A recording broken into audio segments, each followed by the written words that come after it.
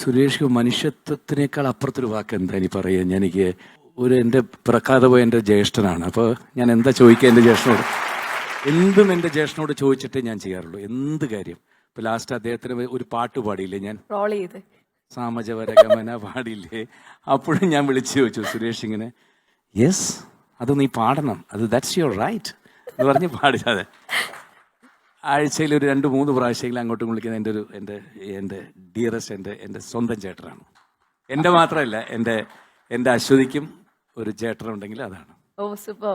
അല്ല, ഞാൻ ഒറ്റ കാര്യം ചോദിച്ചോട്ടെ, അത് പറ്റുമെങ്കിൽ മതി. ഞങ്ങൾക്കൊക്കെ ഭയങ്കരമായിട്ട് ഞങ്ങൾ എൻജോയ് ചെയ്തത്. സുരേഷ് ഏട്ടനും അത് എൻജോയ് ചെയ്തു. അത് ജയറാമേട്ടൻ ശബ്ദമില്ല, ഒരു ചുമ്മാ ഒരു ആക്ഷൻ എങ്കിലും എന്തായിരുന്നു അത്?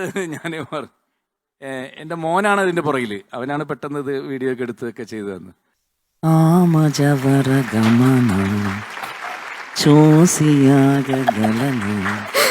మనసు మీద మనసుకున్న അടുപ്പു ചപ്പത്തകുന്ന.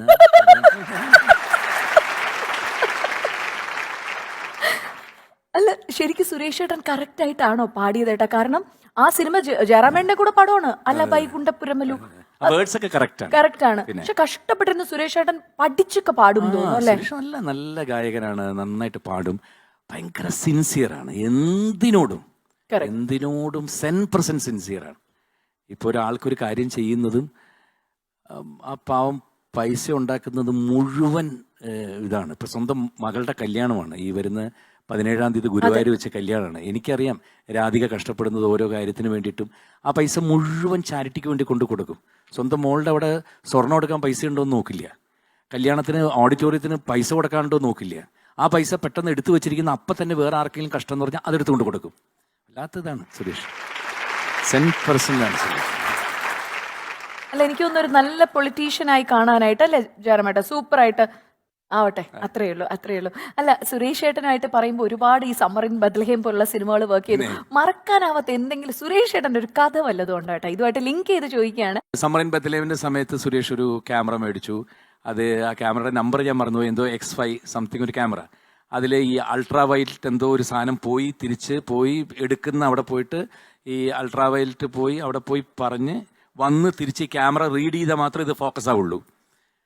അപ്പം കാട്ടിൽ പോയി എനിക്ക് വൈൽഡ് ലൈഫ് ഭയങ്കര ഇഷ്ടമുള്ള ആളാണ്.